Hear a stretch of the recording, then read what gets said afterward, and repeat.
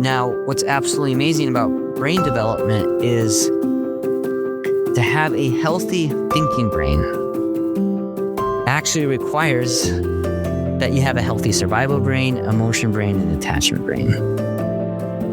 Welcome, everyone, to Breaking Bread, the podcast brought to you by Apostolic Christian Counseling and Family Services. Excellent, as always, to have you along. Delighted to have with me our Kirby Reutter from our Bastrop congregation and a therapist, among many other things. Just delighted, Kirby, to have you on and to spend just a few minutes with you and glean from your experience and expertise. But before we get into today's topic, Kirby, would love for you to introduce yourself even more broadly than what I've just done. I hail from Connecticut, so I grew up in what was the Rockville Church, now called Ellington. I married my beautiful bride from Ixtlan, Mexico, so that's where I spent 2 years of my life learning Spanish. And then we spent 5.5 years in Vermont supporting a church plant there. And then I was at Gateway Woods for 7.5 years. And then we've now been in Bastrop, Texas for, I think, going on 8-9 years. So this is the longest stretch that we've been anywhere, and this is home to us. Thanks for that. And children? Yes, 3 boys, ages 20, 15, and 13. You did great with the ages on the spur of the moment question like that. But nobody's checking. I'm not fact checking you on that. But my wife will. Yeah. Well, I know what that's like. Kirby, you're in the trenches of helping people and in a therapeutic way. Give us a little bit of background on maybe your emphasis, your expertise, your studies, and what you've done professionally. Well, I would say that one of the main things I've come to specialize in is trauma work. So I, based on the 7.5 years that I served at Gateway Woods as a counselor, certainly it was incumbent upon me to learn how to work with trauma. Yeah, trauma was a part of that. It was a huge part of the package of what we were dealing with. And then the last 7 years, so starting in 2019, I've worked full-time with immigrants. So in particular, mostly asylum seekers, but regardless, people who have been apprehended by immigration authorities for various reasons. And so, pretty much by definition, these are people who have been, I would say, horrifically traumatized, in their countries of origin and their journeys to the U.S., some of their experiences in the U.S., just being apprehended and detained. Let me just interject there. We're going to talk about brain development today and some of the work that you've done in trauma. The seedbed of that learning and practice is with this population, first at Gateway Woods and now among immigrants who have had some deep trauma. I just want to pause and thank you for the work that you're doing with the vulnerable subgroup. No doubt that has impacted you in many ways. What would be 1 or 2 things that you would want to share with the audience about the population you work with? Probably the first thing that comes to mind is the incredible resilience of humans to survive absolutely, horrific conditions that strain the imagination. The second thing that comes to mind, and this is where I'm going to risk getting a little bit preachy, and that is, as the body of Christ, we need to see people as Jesus did and does. Whatever our political leanings are, and it's not my job, it's never going to be my role to tell anyone how to think. But regardless of how we think, we need to think like Jesus. Wow. In Kirby, your point really makes a secondary point, and that is there are things that keep us, don't they, from acting like Christ, perhaps, or maybe seeing things as Christ would see them. I think your point makes that larger point that causes us to be, I think, pretty introspective on where we fail to do that and the reason for it. Thank you for the work that you're doing. And so I invited Kirby on really to talk about brain development and we can't really sum up perhaps brain development in 20 minutes. But Kirby, I think the insights that you can offer us, we would do well with a 20-minute version. It's probably have a lot to chew on. But talk a little bit about brain development. Sketch it out for us. What do you mean by brain development and its impact on people, why it matters? Yeah, I think brain development matters for a few reasons. One reason it matters is because the brain experiences extremely rapid growth early on in life. And the reason that's important is because whatever a baby, a toddler, a young child is exposed to really does impact brain development moving forward. The brain develops in a very specific order. And so each stage of brain development, or each phase, I should say, sets the stage for subsequent phases. And so there can absolutely be this ripple effect.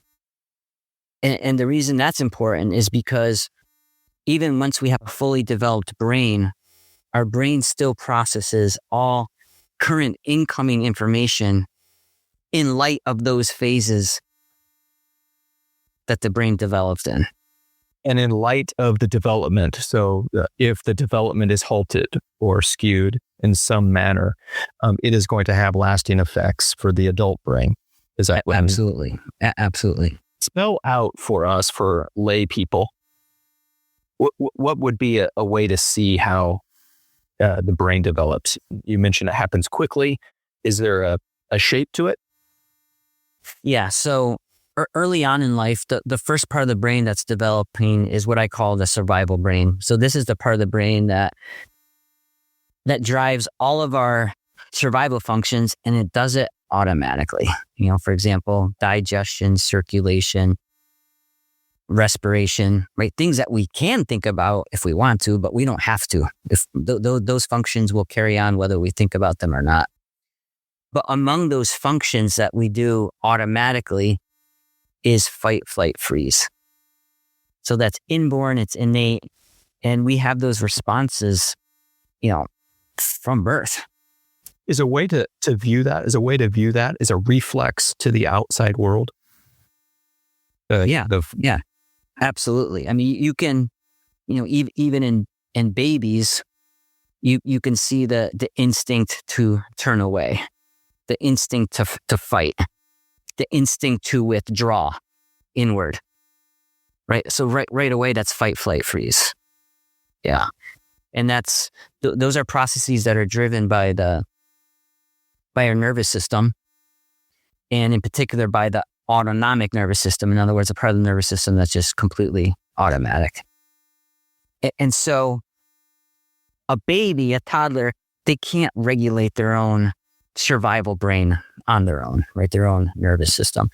That's why babies need a co-regulator. They need an attachment figure that's doing most of the regulation for them. Actually, they need a regulator. But over time, the regulator becomes more and more internalized. And, the regulator, the attachment figure, becomes more of a co-regulator. And then ideally over time, a very good co-regulator will work themselves out of a job. And then the individual can, for the most part, regulate on their own. And so, a caregiver's job is to protect a child from danger, from threat, because a child can't. But a baby will still be triggered, and they'll still have those fight, flight, freeze responses. And that's why they need that attachment figure to come in and regulate. But if the attachment figure is the one that's causing the harm, the abuse, the danger, the threat, then that will skew brain development moving forward, because what's going to happen is that survival brain will overdevelop. Right? Instead of the fight, flight, freeze response being mitigated and stabilized, it'll become even more exaggerated. And the next part of the brain to develop is the emotion brain. So you can think of, if you're interested in neuroanatomy, you can think of the limbic system. Assuming the survival brain is contained, stabilized, well-regulated by an attachment figure, then that's the perfect setting for the emotion brain to develop and flourish. and in particular, the full spectrum of emotions, ranging from the so-called positive emotions to so-called negative emotions. And by calling them positive by calling them positive and negative, I hesitate to even use those terms. I'm certainly not implying good emotions versus bad emotions. And we need all of them. But what happens when you have a dysregulated survival brain is that's going to skew the subsequent development of the emotion brain. And in particular, what's going to happen is the so-called positive emotions will underdevelop because the brain learns early on you don't really need them. And in fact, they might be a liability. If you feel this natural love towards a caregiver that's abusing you, you're going to learn that not to trust love, or that, love's a bad thing, not a good thing. So while the positive emotions are underdeveloping, the negative emotions are overdeveloping, and in particular, fear and anger. Why? Because those are the tools that this child needs to survive their environment. Those are the useful emotions. And so if those are the emotions that are developing at the expense of other emotions, well, that's also going to affect the subsequent ongoing brain development. So in particular, the next phase of brain development is the attachment brain. And so, obviously babies need attachment, even before they're born, really. When there's a well-regulated survival brain and a fully developed emotion brain, that's when children can actually start to notice and appreciate attachments. But once again, the extent to which they can do that hinges on the prior stages. So if they have a well-regulated survival brain, and if they have full spectrum of emotions, all of what you're going to need for attachments, well, then you'll be able to, develop those secure attachments and find safety in them. So say a little bit more about the attachments. I think our listeners, really the survival makes a ton of sense and the emotional makes a ton of sense. This attachment seems a bit more ethereal. So kind of ground that a little bit. Can maybe illustrate it, or what do you mean by the attachment brain? Yeah, so the attachment brain, you can also conceptualize this as part of the limbic system, but it's you can think of it as the part of the brain that knows it needs fellow humans to survive. And so, we literally have in our brains... So attachment to people. Yes. Attachment to people, would that be? Yes. Yeah. Yeah. And, there's different kinds of attachments that can result. So we won't go down that rabbit trail. But basically, we have neurons, brain cells in our brain that literally communicate with brain cells in someone else's brain, and they're called mirror neurons. So at a deeply subconscious, visceral level, our brains are communicating with other brains, and that's why we have empathy. That's why we can sense someone else's emotions. So picking up social cues. Yep, all of that. So, that's for all of that to develop well, it requires attunement. It requires a caregiver to actually be paying attention to us, attuned to, our needs, our emotional states. And so, when all of that happens, when all of that clicks, the attachment part of the brain develops well, which is absolutely foundational for a successful life. However, in contrast, if what we have going so far is a survival brain that's out of whack because fight, flight, and freeze is constantly being triggered, and the only emotions you have to work with are fear and anger, you certainly don't have the tools you need for a solid, secure attachment. In fact, if you're dealing with an unstable survival brain and only fear and anger, what you've already learned is that attachments aren't safe. Those are the things you need to avoid, because who's hurting you is probably people. Right. And that's another tangent we could go on. And that is, we can be traumatized by many things, but it's trauma that's inflicted by fellow humans that hurts us the most by far. And so it's adaptive. If at a young age, if you're being hurt by a caregiver or someone else, it's adaptive that you learn, well, I guess I'll just stay away from relationships. That's a powerful statement, that the deepest trauma is people-inflicted trauma. Is that another way to say it? Yeah, absolutely. Absolutely. As an example, you could be traumatized by falling off a ladder. You could be traumatized by a shark bite. You can be traumatized by a tornado, right? All of those are impersonal, non-human. And that's precisely why you're not going to react to those traumas the same way you would to a human, because you don't have a personal relationship with that ladder or that tornado or that shark. You have no expectations. But with humans, we do. With humans, we have deep connection, whether we want it or not, right through those neurons. And fellow humans are supposed to be image bearers of the Creator. And so, of course, we have expectations for fellow humans that we don't have for animals or inanimate objects. And therefore, when those expectations are not met, it registers as a very deep betrayal. So what's the fourth? Survival emotional attachment. And that, thank you for that clarification, because I think we all understand what you mean by the attachment brain. Yeah. Yeah. So the final phase of brain development is the cognitive brain. So this is the part of the brain, and if you're thinking in terms of neuroanatomy, you could think of the front part of the brain that we call, what we call the prefrontal cortex. So this is the part of the brain that thinks, quote unquote, rationally. This is the part of the brain that makes decisions.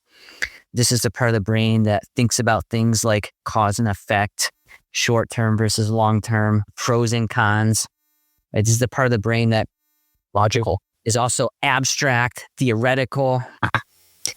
Now, what's absolutely amazing about brain development is to have a healthy thinking brain actually requires that you have a healthy survival brain, emotion brain, and attachment brain. And we wouldn't necessarily think of it that way, right? We could think, well, someone is just, brilliant. They're just innately very smart. And that could be the case. But if you have a survival brain that's constantly firing off fight, flight, freeze, you have an emotional brain that can only work with fear and anger. And you have an attachment brain that fears other humans, you're not going to make the same decisions that other people make. Your thought process will be completely different. And in a couple ways. One way is, if you've had healthy brain development up to this point, your experiences, what that means by definition is your experiences with the world and life and people have been relatively positive. And so you'll see things through a much more positive lens. Whereas if life has forced your survival brain and emotion brain and attachment brain to follow a different trajectory, which is adaptive for those circumstances, but by definition, what that means is your experiences with life have not been that positive. And therefore, you're gonna see things through a much more negative lens because that has been your reality. This adds a lot of complexity, maybe gentle pushback to the phrase, I can't quote it exactly, but two rational people will agree, because that's kind of the beauty of logic, right? You'll come to the same conclusion. And I live in a math world where that type of thinking certainly works. But this really kind of pushes back a little bit and says, no, two rational people are going to come to perhaps some different conclusions because of what is rational to them. Is that fair to say? Yeah, absolutely. Because the survival brain, the emotion brain, the attachment brain affect our thinking so much more than we realize. And you can't just say, well, we'll put that all aside. You can't. It's part of your brain. And so if we're only going to be quote unquote rational, one, that's a fallacy. And two, we're discounting so much more information that we also need that can't be processed verbally, logically, rationally. But the tricky part is those other parts of the brain are so hidden, a lot of times to us and to others. And so we see someone's reactions and we think, well, that's so irrational. That's not logical. Well, they're just using a different operating system than you are. Yeah, I really like that. In fact, it sounds like we could further geek out on this narrow point. I love how you said language.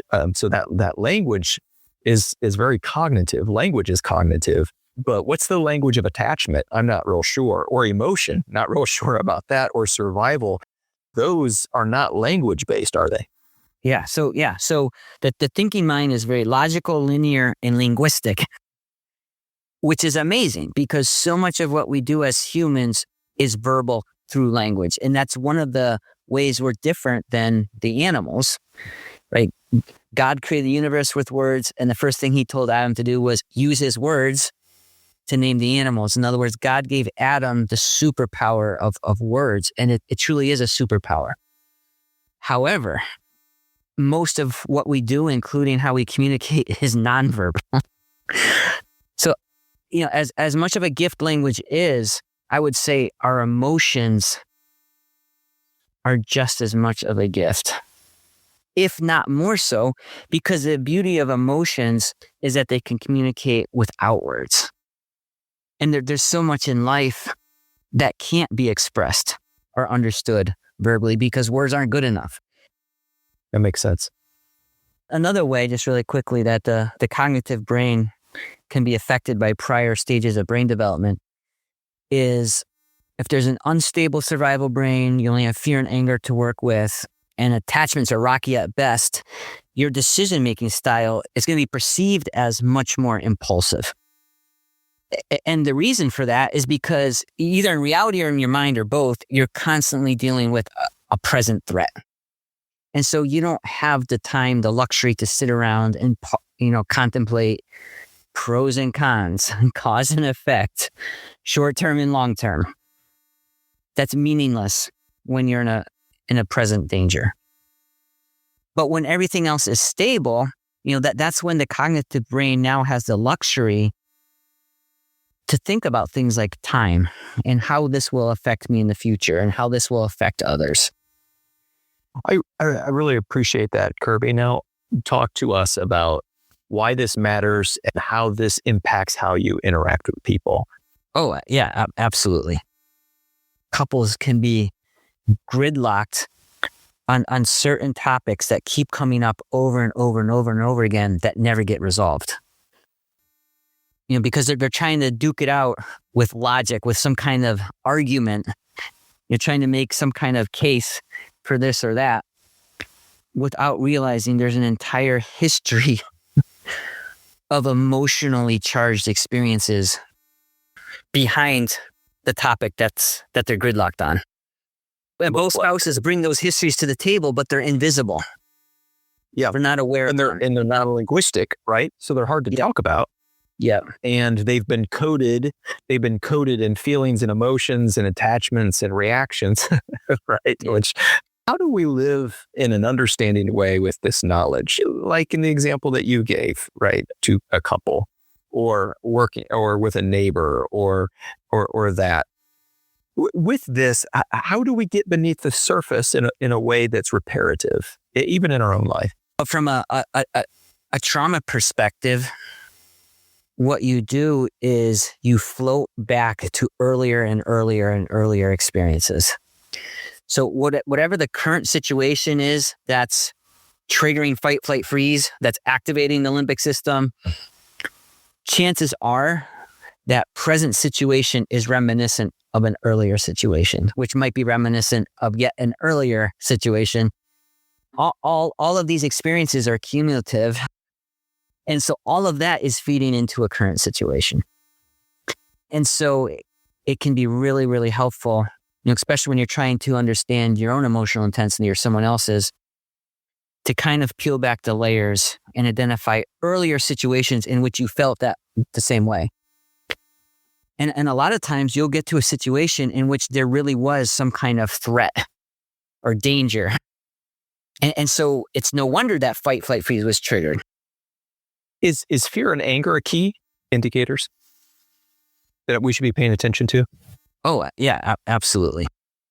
And so the tricky part with fear and anger is they trigger fear and anger in other people, and now everyone's triggered. And what can be really difficult for me to this day is when I am triggered by someone else's anger, say, to be able to step back and validate that person's anger and embrace it, even when it's hurting me. Because that fear and anger, all of the emotions were created by God, and God was very clear at every step in his creation that it was good, except when he came to humans and he said it was very good, and emotions were part of the package. And so I can be quick to judge and criticize someone else's anger. Have you given us a key here, Kirby, in interacting with people to be able to absorb fear and anger?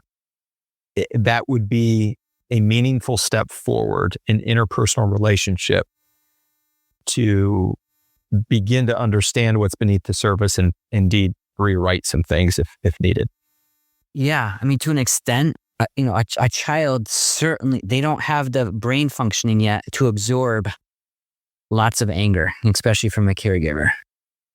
And, as a spouse, if you're on the receiving end of destructive anger, by no means is that healthy. But having said that, anger is still a normal, healthy human emotion, right? God is angry. Jesus was angry. And so if we're just going to shame and suppress and criticize anger, then that resolves nothing. I really appreciate that. And you qualified even what is meant to absorb anger. And I really appreciate that. It would not be to take on abuse, but I think you nicely clarified that. But to absorb anger in the sense of allowing, understanding that it's human and absorbing it at whatever healthy way could be done. I think that's insightful because it actually gives me these tools. Like, can you go on record in saying that if brain has been underdeveloped and poorly developed, and we have an adult brain that is not healthy, that things can be righted? A healthy brain can still indeed be in one's future, or are we stuck with it?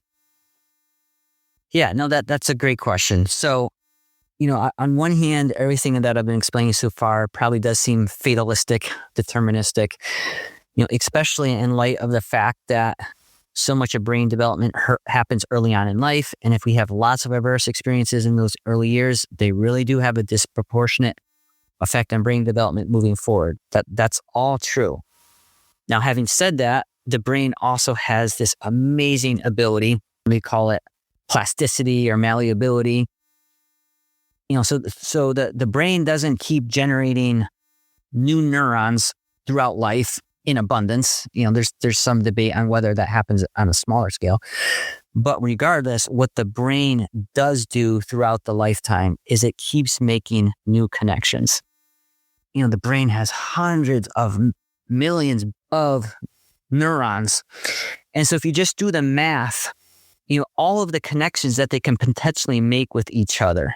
When learning happens, it's new connections that the existing neurons are making. From a practical perspective, the brain's ability is almost infinite. The problem is we only live so long. So yes, the brain can keep learning new ways of thinking, new skills. But this is the analogy I like to use. So we all know that, part of the rapid brain growth early on in life is language acquisition, right? That's something kids just do automatically. It's miraculous from an adult perspective. Like, how do they do that? But it's just one example of how quickly the brain is developing early on at astonishing levels. Well, if the brain is if this person is also exposed to trauma, that's also what they're learning at astonishing levels. So later on in life, can the brain learn new ways of doing things? Yes. But it's sort of like learning a language later on in life compared to early on in life. It is. You can do it. For example, I learned Spanish as an adult, but I'll be the first to tell you, it was hard. It was brutally hard. It took years, and it will always be imperfect because I learned Spanish with my adult English-speaking brain, right? That was my operating system with which I learned Spanish. So I can do it, but I speak with an accent. I don't always get the words right. Sometimes I forget basic vocabulary. So that's the same analogy that I think can apply to someone that's been traumatized throughout childhood. Yes, they can learn a new way of thinking, a new way of doing life. But it's kind of the difference between learning your own native language as a toddler versus learning a new language as an adult. They can do it, but they'll do life with a heavy accent, so to speak. Yeah, no, that's good. And that even speaks more to the metaphor. You learn how to live with people with accents. You learn how to hear them. You learn how to listen. And that is just more to the point of living well together. And I think that's really where this podcast finds itself, right?